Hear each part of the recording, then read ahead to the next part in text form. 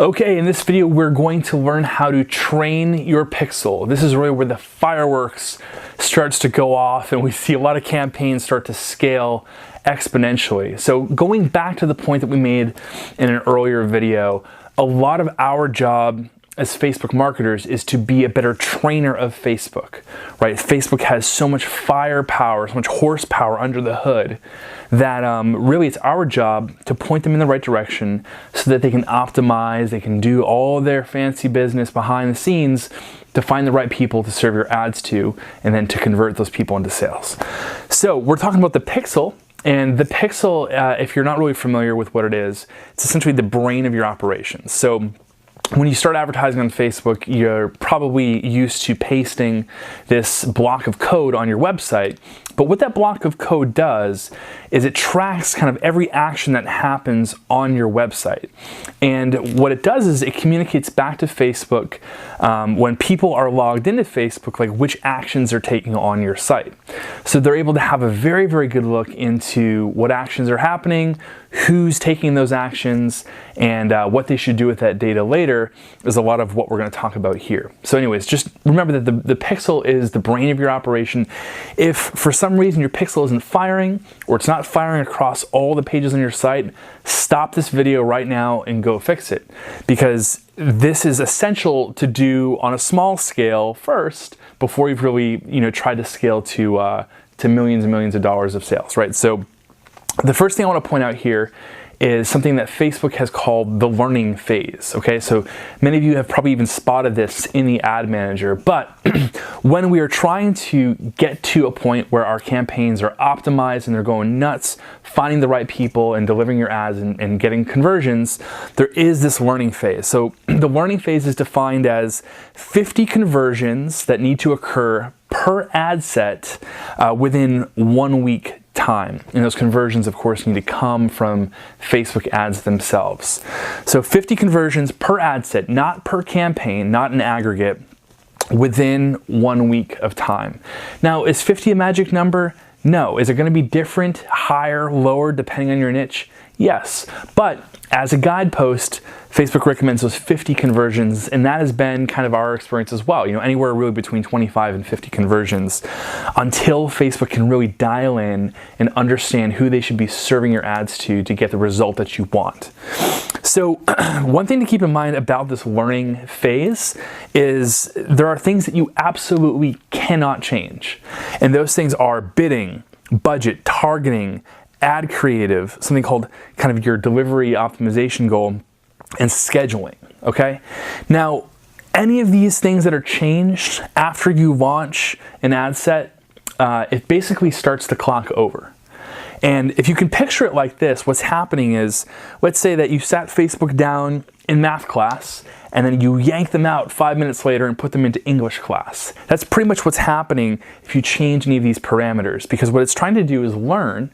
It's trying to get to that critical mass of conversions for whatever your objective is.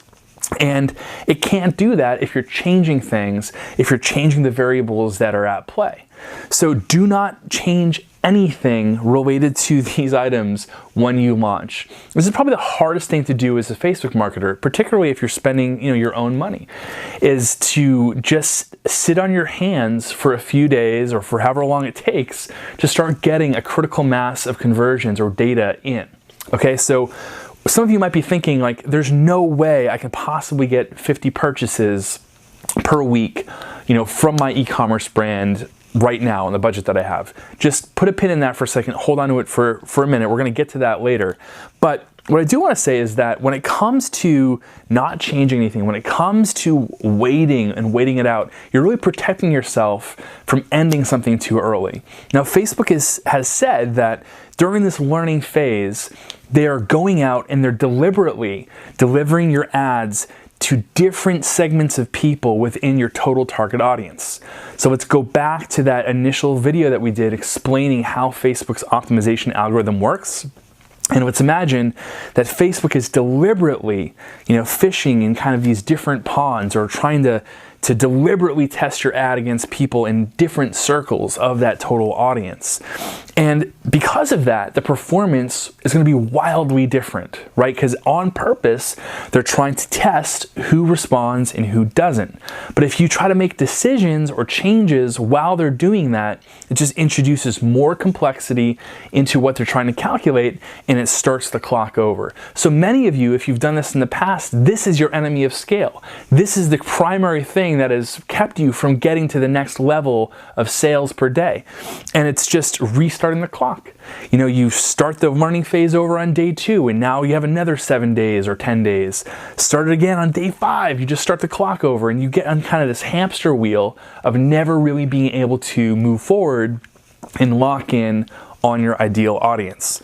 So respect the learning phase, respect it, and give it the time that it needs to achieve that kind of 50 conversion approximate amount, right, to dial in and start finding the audience. Now, if you're getting less than 50 conversions, but you're starting to see amazing performance, okay, maybe your magic number was 25, but the point is respect the learning phase, don't change things, resist the urge to make changes.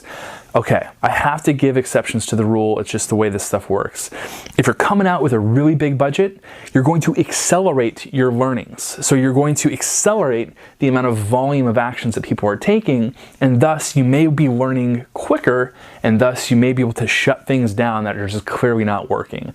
So to give you an example, if you're starting out with $500 or $1,000 a day, or even more, it might be evident to you that after 2 days, you're going to have some stuff that's just not working. It's not getting clicked through. It's okay to kill that stuff, but keep in mind that most of you are probably starting with lower budgets, and it's going to take time to accumulate the data needed in the learning phase. Okay, I mentioned to you before the objection maybe, or the concern, hey, like there's no way I could ever get 50 purchases on the budget I have right now. It would take me weeks.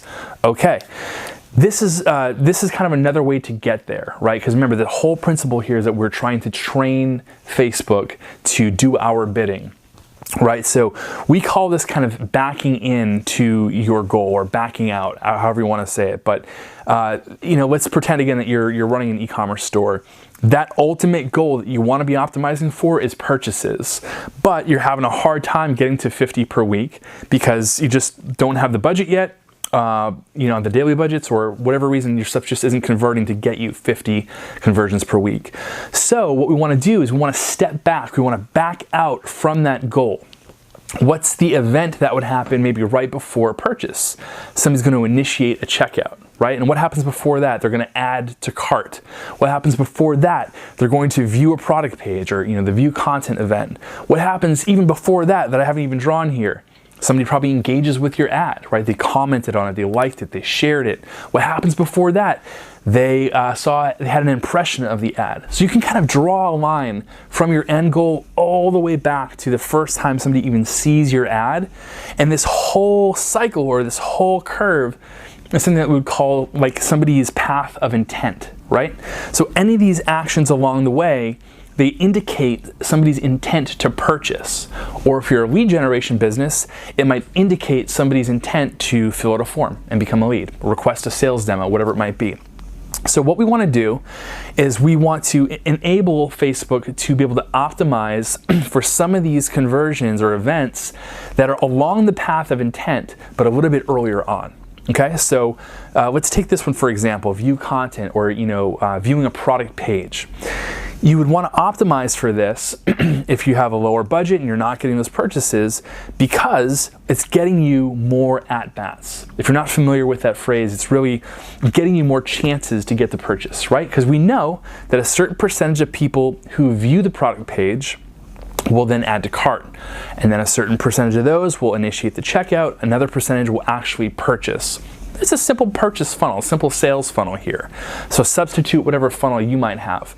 But the point is, once Facebook locks in and they're able to get those 50 conversions a week on, let's say, link clicks, or let's say view content events, viewing the product page, they're going to get really good at it. And so suddenly your cost per click of getting somebody, getting that at bat in the first place goes down from $1.50 to $1 to 80 cents to 50 to 30 cents. And now with the same amount of budget, you're getting exponentially more people to view the product and then have a chance to buy it. So as you're optimizing for this objective, you're going to get people that are adding to cart. You're going to get people who are initiating checkout, and you're going to get people who are purchasing. So the strategy here is, as we're optimizing for events kind of earlier on in that funnel, you're going to start seeing these events trigger. So maybe you've run this campaign for 1 or 2 weeks and you start to get 20, then 30, then 40, then 50 purchases. Now you can switch the objective to optimize for the purchase, because you've trained Facebook by optimizing for something earlier in the process. You've trained them to note and remember the people who also purchased that came through from that ad. So just to kind of wrap that up, I know we kind of went very quickly over this piece of it. If you can't get the critical mass of volume on your ultimate objective, go earlier in the buying process and monitor when it might be appropriate for you to switch the objective over to the purchases. If you do it too early, you're not giving Facebook enough information to optimize. And if you're doing it, if you're doing that too long, they're just going to be spinning their tires and not getting you the results that you want. But the biggest thing to celebrate is when you hit that critical mass of purchases off of your view content campaign or link click campaign, because now it's going down. Like, it's time to switch it over, and now it's going to be exciting for you to start scaling because you're optimizing for the right thing, and Facebook's going to be finding those circles of people who are most likely to buy.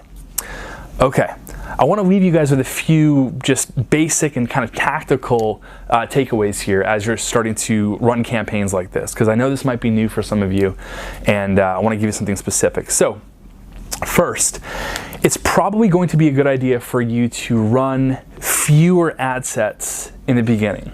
And here's what I mean.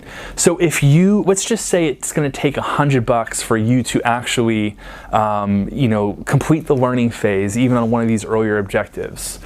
If you have 10 ad sets targeting all these different audiences, and you spend $1,000, that's great. You got each of those ad sets, each of those 10 ad sets, to the point where they've completed the learning phase.